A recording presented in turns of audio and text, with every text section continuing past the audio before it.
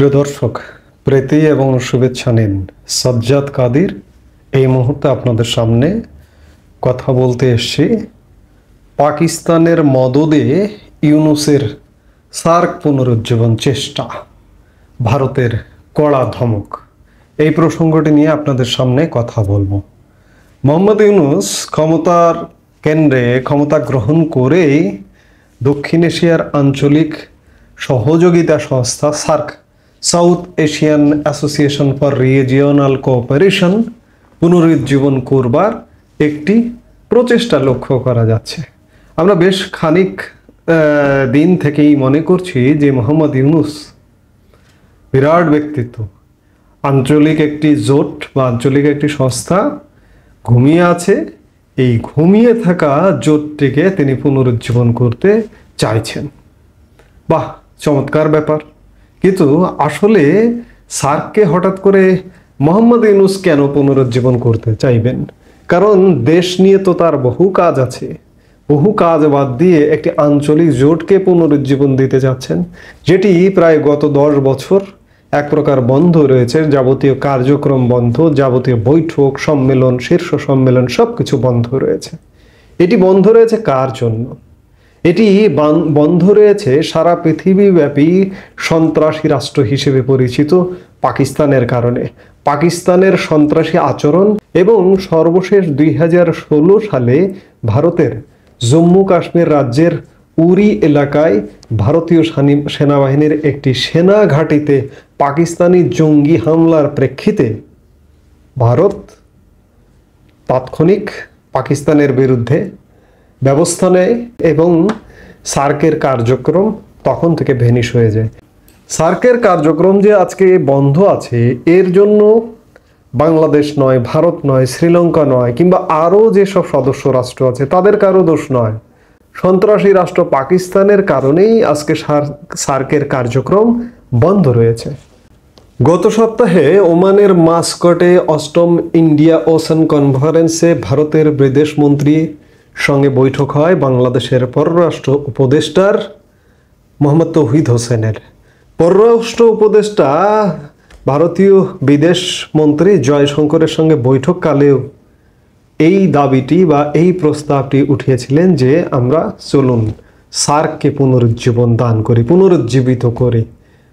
জয়শঙ্কর এ ব্যাপারে নেতিবাচক অ্যাটিটিউড দেখিয়েছেন এবং তারই প্রেক্ষিতে গতকাল শুক্রবার ভারতের বিদেশ মন্ত্রকের মুখপাত্র রণধীর জয়সওয়াল বলেন, যখন মাস্কটে বাংলাদেশের বৈদেশিক উপদেষ্টা মোহাম্মদ তৌহিদ হোসেন ভারতের বিদেশ মন্ত্রী এস জয়শঙ্করের সঙ্গে দেখা হয়েছে, তখন যে বৈঠক হয়েছে তাতে সার্কের বিষয়টি উত্থাপন করেছে বাংলাদেশ। দক্ষিণ এশিয়ার প্রত্যেকে জানেন যে সার্কের পথে অন্তরায় হয়ে দাঁড়াচ্ছে কোন দেশ বা কোন দেশের কাজকর্ম। বিদেশমন্ত্রী জানিয়েছেন যে সন্ত্রাসবাদের বিষয়টাকে যেন সাধারণভাবে না দেখে বাংলাদেশ।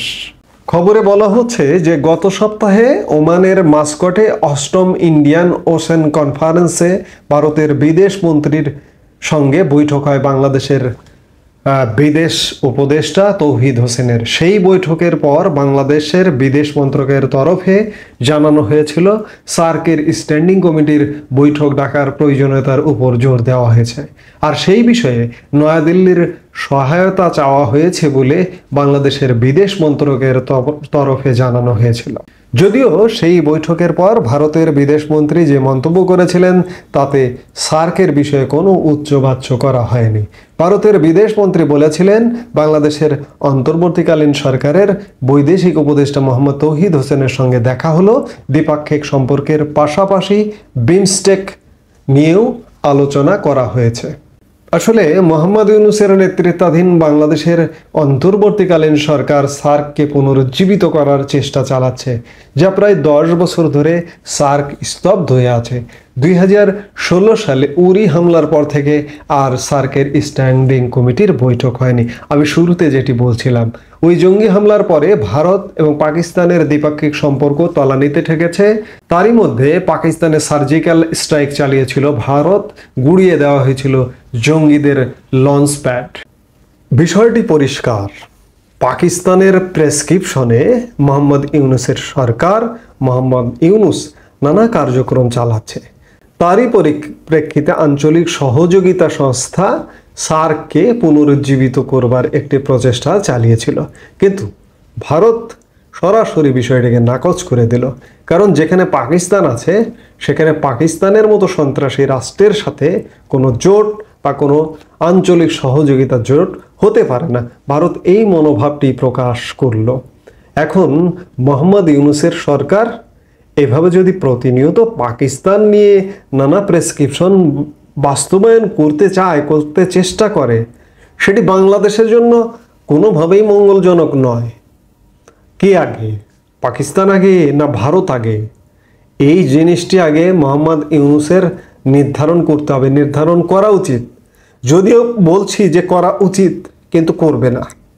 তারা আগে পাকিস্তানেই যাবে, পাকিস্তান নিয়েই বেশি মাতামাতি করবে, একটা অযৌক্তিক সম্পর্ক নিয়েই মাতামাতি করবে। কারোই কিচ্ছুই করার নেই। যতক্ষণ আছে প্রাণ এই সরকারের, ততক্ষণ পররাষ্ট্র নীতির উল্টো পথেই হাঁটবে মোহাম্মদ ইউনূসের সরকার। কাজেই কিছু একটি করার অবশ্যই আছে। মোহাম্মদ ইউনূসের সরকারকে বিদায় করতে হবে। এই বিদায় বাংলাদেশের প্রত্যেকটি মানুষ, আপামর জনসাধারণ সবাইকে এগিয়ে আসতে হবে বিদায়ে। আমি বারবার বলতে চাই, এখন থেকে প্রতিটি কথায় প্রতিটি বক্তব্যে বলতে চাই, এটি কোনো বিশেষ একটি রাজনৈতিক দলের একার দায়িত্ব নয়, এটি আপনার আমার সকলের। আমরা যারা রাজনীতি করি না তাদেরও দায়িত্ব। সেই দায়িত্বের জায়গা থেকে আমরা যে জায়গায় আছি, আমরা আমাদের জায়গা থেকে কণ্ঠ উচ্চে তুলে ইউনূস বিদায় করতে হবে।